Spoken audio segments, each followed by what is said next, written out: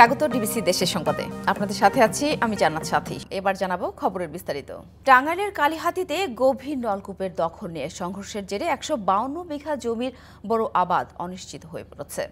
সরলা এলাকায় তালুকদার এবং মন্ডল গ্রুপের সংঘাতের পর মামলার ঘটনায় বন্ধ রয়েছে বিএডিসির সেচ কার্যক্রম। এই ঘটনায় অতিরিক্ত টাকা আদায় ও বিএডিসির কর্মকর্তাদের গাফিলতিকে দুষছে দুপক্ষই। অভিযোগের বিষয়ে ক্যামেরার সামনে কথা বলেনি বিএডিসি কর্তৃপক্ষ। মাঘের সকাল, ধানের পাতায় শোভা পাচ্ছে শিশির কণা। কুয়াশার ঘেরা টোপে ছুটে চলা যেন গ্রাম বাংলার কৃষকের নিত্য সকাল। তবে সোনালী ফসলের স্বপ্নে হানা দিয়েছে দুঃস্বপ্ন। কালিহাতীর সল্লা এলাকার কাকমারি পাথালকান্দি গ্রামে শতাধিক কৃষকের প্রায় ১৫২ বিঘা জমি। হাল চাষ হলেও নলকূপ পরিচালনার দখলকে কেন্দ্র করে সংঘর্ষ ও মামলার জেরে সেচ বন্ধ, অনিশ্চিত বড় আবাদ। তালুকদার গ্রুপের দাবি, বিএডিসির সেচের আওতায় তাদের ৮০ বিঘা জমি রয়েছে। সেই জমিতে অতিরিক্ত টাকা আদায়ে বাধা দেওয়ায় কয়েকজনকে মারধর করে পঙ্গু করে দিয়েছে মন্ডল গ্রুপ।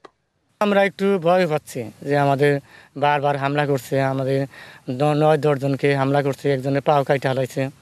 অভিযোগ, একতরফা মন্ডল পক্ষকে সেচ কল পরিচালনার দায়িত্ব দেয়, কয়েক দফা সংঘর্ষের ঘটনা ঘটে।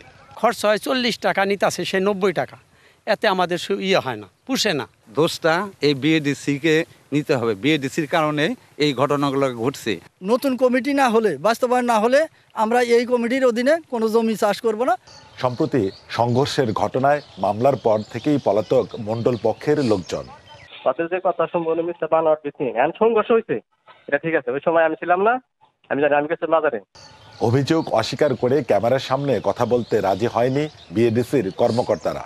উপজেলা সেচ কমিটি থেকে একটা সিদ্ধান্ত দিচ্ছে, ম্যানেজার পক্ষ মানে নাই। আমরাও বারবার বলছি আমরা সম্মিলিত ভাবে করেন। চার্জ আছে একটা সেচ চার্জ, টাকাটা ওনাদের যে জমিগুলা ওরা ২,৬০,০০০ টাকা উঠাইছে, যে আমরা এটা দিব না, যেহেতু উঠাই না, ওদের এক করে নাই, না দেওয়াটাই স্বাভাবিক। দ্রুত সমস্যা নিরসন করে চাষাবাদ শুরুর উদ্যোগের কথা জানিয়েছে কৃষি বিভাগ।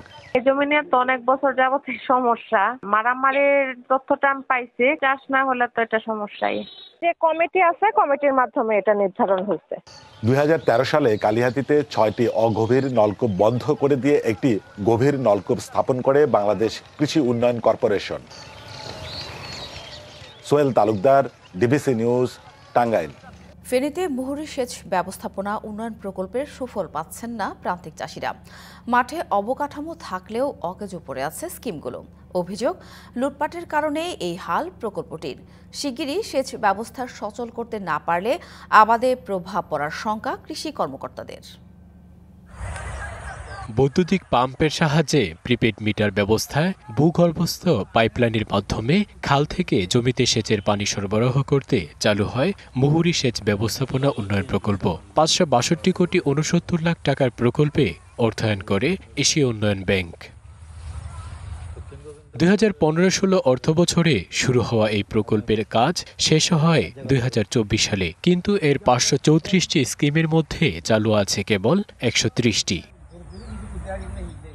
এছাড়া তেলের পাম্পের তুলনায় বৈদ্যুতিক পাম্পে কম খরচে কৃষকের পানি পাওয়ার কথা থাকলেও খরচ ধরা হয়েছে বেশি। সরকারে মনে করেন কোটি টাকা কষ্ট করি আমাদের জন্য বসাইছে, প্রজেক্টটা করছি, কিন্তু আমরা ঠিক মতো পানিটা পাইতেছি না। আমরা কি লাভ? আমাদের এখানে আমার পানি উড়ি যাবে, আমি কতটা করছিলাম আর সামনে বার করতাম না, তো পানি উড়ি যাবে আমার সামনে। বীজ দিছে, ধান দিছে, আর দিছে, আমরা পানি ছাড়া তো আমরা পারিয়েন না। এদিকে প্রকল্পের অবকাঠামোর অস্তিত্ব ঠিক থাকলেও ৮০০-র বেশি পাম্পই অকেজো। কৃষি কর্মকর্তারা বলছেন, দ্রুত সেচ ব্যবস্থা সচল করতে না পারলে প্রভাব পড়বে আবাদে। অনিশ্চয়তার মধ্যে কৃষক দিন কাটাইতেছে, ওনাদের জ্বালা রেডি হয়ে গেছে রোপণ উপযোগী, কিন্তু সেচ পাম্প আদৌ চালু হবে কিনা এটা বোঝা যাইতেছে না আর কি। স্কিমগুলো মেরামত করে সেচের আওতায় আনার কাজ চলমান জানিয়েছে পানি উন্নয়ন বোর্ড। আমাদের মাঠ পর্যায়ে আমাদের মেরামত কার্যক্রম চলমান রয়েছে। ইতিমধ্যে আমরা প্রায় ১০০টি স্কিমটি সচল করতে সক্ষম হয়েছি। আরও প্রায় ২৫০টি স্কিম আমাদের কার্যক্রম চলমান রয়েছে। আমরা খুব দ্রুত আমাদের কার্যক্রম শেষ করার চেষ্টা করছি। ফেনীর ৫ উপজেলা ও চট্টগ্রামের মিরসরাইয়ের ১৮,০০০ হেক্টর জমিতে সেচের লক্ষ্যমাত্রা থাকলেও এই প্রকল্পের মাধ্যমে সাকুল্যে সেচের আওতায় এসেছে ৩,০০০ হেক্টর এলাকা। DBC news desk. ইন্টার্নশিপে ভাতা বৃদ্ধি সহ 5 দফা দাবিতে আন্দোলনে নেমেছে সিলেট কৃষি বিশ্ববিদ্যালয় ভেটেরিনারি অনুষদের শিক্ষার্থীরা। দাবি আদায়ে ক্লাস বর্জন অবস্থান ও বিক্ষোভ কর্মসূচি পালন করেন আন্দোলনকারীরা। অভিযোগ, অন্যান্য বিশ্ববিদ্যালয়ের তুলনায় অর্ধেকেরও কম ভাতা দেয়া হচ্ছে তাদের, পাচ্ছেন না টিএ ডিএও। অন্যান্য বিশ্ববিদ্যালয়ের ইন্টার্ন শিক্ষার্থীরা যেখানে 15,000 টাকা ভাতা পেয়ে থাকেন, সেখানে সিলেট কৃষি বিশ্ববিদ্যালয়ের শিক্ষার্থীরা পাচ্ছেন 9,000 টাকা। এছাড়া অন্যান্য বিশ্ববিদ্যালয়ের শিক্ষার্থীদের টিএডিএ দেওয়া হলেও সিলেট কৃষি বিশ্ববিদ্যালয়ের শিক্ষার্থীরা তা পান না। গত 9 জানুয়ারি এই বিষয়ে 7 দিনের আলটিমেটাম দিয়ে ভিসি বরাবর স্মারকলিপি দেন শিক্ষার্থীরা। তারপরও কর্তৃপক্ষ কোনো পদক্ষেপ নেয়নি বলেই আন্দোলন নেমেছেন তারা। অন্যান্য যে আমাদের ভেটেরিনারি যে ভার্সিটির অধীনে যে ভেটেরিনারি অনুষদগুলো আছে, উনাদের ভাতা দেখা যায় 15,000, 19,000, 21,000 যায়। সেক্ষেত্রে আমরা কত পাই? মাত্র 9,000 পাই। গতকালকে সাতকার্য দিবস শেষ হয়েছে, স্যাররা কোনো অগ্রগতি জানান নাই। বিশ্ববিদ্যালয় প্রশাসন শিক্ষার্থীদের পক্ষে আছে বলে আন্দোলনকারীদের ধৈর্য ধরার আহ্বান ডেপুটি রেজিস্ট্রারের। তাদের দাবিগুলো আমরা হয়তো বিশ্ববিদ্যালয় মঞ্জুরি কমিশনকে জানাবো, সেটা তারা যদি দেয় আমাদেরকে বাজেট, তাহলে আমরা স্টুডেন্টকে দেবো। আমরা তো স্টুডেন্টের পক্ষে। এদিকে শিক্ষার্থীদের যৌক্তিক দাবিগুলো গুরুত্বের সঙ্গে বিবেচনা করা হচ্ছে বলে জানান উপাচার্য। আমাদের ইন্টারনাল ইনকামের সোর্স মাত্র 2টা গেস্ট হাউস।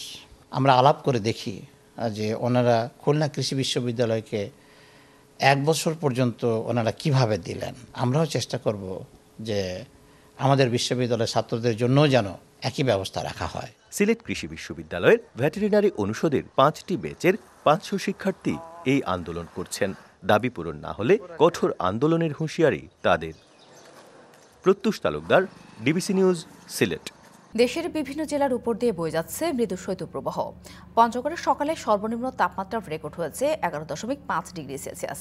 এদিকে ঘন কুয়াশার কারণে বন্ধ রয়েছে পাটুরিয়া, দৌলতদিয়া ও আরিচা কাজিরহাটের ফেরি চলাচল। মাঝ নদীতে আটকা পড়েছে দৌলতদিয়া, পাটুরিয়া ও আরিচা কাজিরহাটের 5টি ফেরি। গত কয়েকদিনের তুলনায় তাপমাত্রা বাড়লেও হিমেল হাওয়ায় নাকাল মানুষের জনজীবন। শীতল বাতাসের সাথে ঘন কুয়াশায় বেড়েছে জনমানুষের ভোগান্তি। বেলা বাড়ার সাথে সাথে সূর্যের দেখা মিললেও হিম শীতল বাতাসের প্রভাবে বিরাজ করছে কনকনে শীত। অনেকেই কাঠখড় পুড়িয়ে শীত নিবারণের চেষ্টা করছেন। শীত উপেক্ষা করে কাজের সন্ধানে বের হচ্ছেন শ্রমজীবী মানুষ। এছাড়া হাসপাতালগুলোতে বেড়েছে শীতজনিত রোগীর সংখ্যা। শীত জেঁকে বসেছে চুয়াডাঙ্গা, দিনাজপুরেও। চুয়াডাঙ্গায় 12.7 ও দিনাজপুরে 12.8 ডিগ্রি সেলসিয়াস তাপমাত্রা রেকর্ড হয়েছে।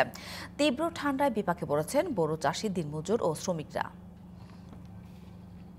প্রায় 2 বছর ফরিদপুর সদর হাসপাতালের হিমঘরে পড়ে আছে 2 ভারতীয় নাগরিকের মরদেহ। হিমাগার সংকট থাকায় হাসপাতাল কর্তৃপক্ষ পড়েছে বিপাকে। 4টি ফ্রিজারের 2টি দীর্ঘ সময় আটকা থাকায় সুবিধা বঞ্চিত হচ্ছে স্থানীয়রা।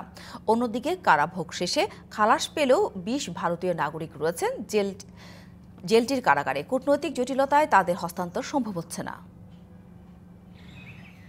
অবৈধ অনুপ্রবেশের দায়ে শরীয়তপুরে পদ্মা সেতু প্রকল্প এলাকায় আটক হন 22 ভারতীয় নাগরিক। এরপর বিভিন্ন মেয়াদে দণ্ডপ্রাপ্ত হয়ে জেলা কারাগারে বন্দী তারা। তাদের মধ্যে সত্যেন্দ্র কুমার 2023 সালের 18 জানুয়ারি এবং বাবুল সিং 15 এপ্রিল মারা যান। এরপর থেকেই দুজনের মরদেহ সদর হাসপাতালের হিমাগারে রয়েছে। এই ভারতের লাশের কারণে আমরা দুর্ভোগ পোহাইতেছি, অথবা ফ্রিজে কোনো চাইলে রাখতে পারি না। বাংলাদেশ সরকারের কাছে আকুল আবেদন থাকবে এই লাশ দুটি যাতে খুব দ্রুত অপসারণের ব্যবস্থা করা হয়। হাসপাতালটির হিমাগারে 4টি মরদেহ রাখার ব্যবস্থা রয়েছে। দীর্ঘ সময় 2টি আটকা থাকায় সুবিধা নিতে পারছেন না স্থানীয় বাসিন্দারা। এই লাশ দুটো থাকার কারণে আমাদের অন্যান্য লাশ অনেক সময় জরুরি আসলে সেই সব লাশ রাখতে আমাদের সমস্যা হয়।